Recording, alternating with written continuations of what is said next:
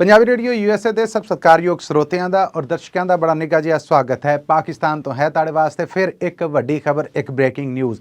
ਪਾਕਿਸਤਾਨ ਦੇ prime minister Shehbaz ਸ਼ਰੀਫ ਹੋਣਾ ਨੇ ਅਸੈਂਬਲੀਆਂ ਮੁਕਾਉਣ ਦੀ ਸਮਰੀ ਤੇ ਦਸਤਖਤ कर दिते ने। जी हाँ, पाकिस्तान च गौरमेंट अपनी मुद्दत पूरी करके वो जी गल कही जा रही सी कि असैंबलियां ने जड़ियां 9 तारीख की रात को मुक जाणगियां, उन्होंने इस समरी के उत्ते दस्तखत करके प्रेजिडेंट ऑफ पाकिस्तान को भेज दिते हैं। गो कि प्रेजिडेंट ऑफ पाकिस्तान के कोल इख्तियार है सी कि वो इस समरी के उत्ते साइन ना करन, वेयर जान। जे वेयर जाते तो फिर 48 घंटिया बाद वजीर मशीरां दी सारियां टोलियां भी मुक जानियां सी और असैंबलियां भी मुक जानियां सी। पर ब्रेकिंग दे विच एक होर ब्रेकिंग ये है कि प्रेजिडेंट ऑफ पाकिस्तान आरिफ अलवी होना ने भी, जिन्हां दा ताल्लुक इमरान खान की सियासी पार्टी पाकिस्तान तहरीक इंसाफ के नाल आ, उन्होंने इस असैंबली के उत्ते इस समरी के उत्ते दस्तखत कर दिते हैं, जिहदे तो बाद असैंबलियां ने जड़ियां वो मुक गईयां ने और हुण पाकिस्तान च केयर टेकर सैटअप है जिहड़ा वो जान बनेगा, उहदे जिहड़े निज़ाम ने वो जाणगे। फिर दस जाइए कि पाकिस्तान प्राइम मिनिस्टर शहबाज शरीफ होने, जिन्हों ने असैंबलियां मुकाउण दा पहला ऐलान किया होया सीगा, उन्होंने हुण तो लगभग 1 घंटा पहला इस समरी के उत्ते साइन कर दिते कि पाकिस्तान की नैशनल असैंबली समेत बाकी सूबा असैंबलियां ने जड़ियां मुका दित्तियां जान और मुल्क का निज़ाम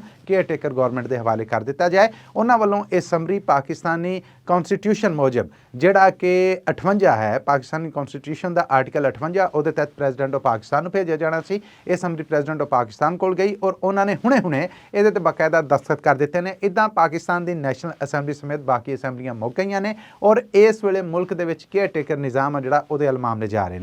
केयर टेकर निज़ाम वालों इस वेले पाकिस्तान के निगरान प्राइम मिनिस्टर के नाँ के उत्ते है जिहड़ा वो सुनिया है कि सारे इतिहादी जिन्होंने इमरान खान होने की सियासी पार्टी नूं खुडे लैन ला के उस तो बाद आ फैसले किए सीगे, उन्हां दे विच कुछ कन्फ्लिक्ट चल रहा है। जलील अब्बास जिलानी ये वो नाम है जिन्हां दे बारे आस उम्मीद ज़ाहिर की जा रही है कि पाकिस्तान के आउंदे केयर टेकर प्राइम मिनिस्टर होणगे। गो के सारे इतिहादी जिन्हें जे प्राइम मिनिस्टर शहबाज शरीफ होने, उन्होंने इतिहादी बिलावल जरदारी होने और बाकी मौलाना फजलुर रहमान और जिन्नियां सियासी जमातां ने रल के इमरान खान की सरकार डेगी और उस तो बाद राज सांभिया, वो इस नाँ के उत्ते राजी नहीं। कुछ आवाज़ां यह भी आ रही ने कि जलील अब्बास जिलानी होने ने जिहड़े इन्हां नूं पाकिस्तान का केयर टेकर प्राइम मिनिस्टर बनाउण दी बजाय पाकिस्तान का केयर टेकर फॉरन मिनिस्टर बनाया जाए। जलील अब्बास जिलानी होना दी बैकग्राउंड हिस्टरी जी थोड़ी जी है, वो ये है कि ये अमेरिका च पाकिस्तान के अंबैसडर भी रहे हैं।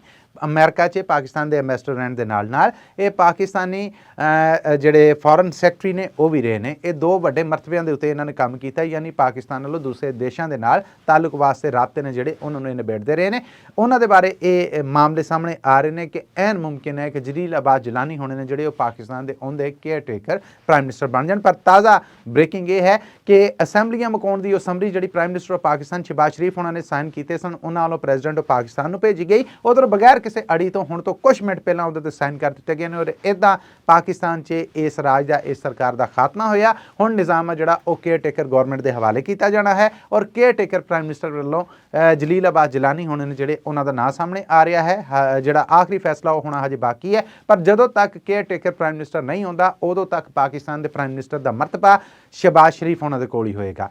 जांदे जांदे फिर दस दईए कि पाकिस्तान तो ब्रेकिंग न्यूज़ ये है कि प्राइम मिनिस्टर शहबाज शरीफ होना ने असैंबलियां मुका दित्तियां, असैंबली ते दस्तखत कर दिते और उस तो बाद असैंबली भेजी अगे लॉ के तहत कानून के तहत प्रेजिडेंट ऑफ पाकिस्तान नूं। आरिफ अलवी होने जिहड़े प्रेजिडेंट ऑफ पाकिस्तान ने उन्होंने भी असैंबली ते साइन कर दिता। इदा पाकिस्तान की यह असैंबली अपने 5 वरियां की मुद्दत पूरी करके मुक गई और हुण मुल्क दे विच आम चोणां कराउण वास्ते सैटअप जिहड़ा वो निगरान सरकार दे सुपुर्द किया जाएगा। ये कदों हुंदा आ वो भी ब्रेकिंग असीं तुहाडे तक जरूर पहुंचदी करांगे। हुण तक लई पंजाबी रेडियो USA दे नाल जुड़े रहण लई आप सब दा बहुत धन्नवाद।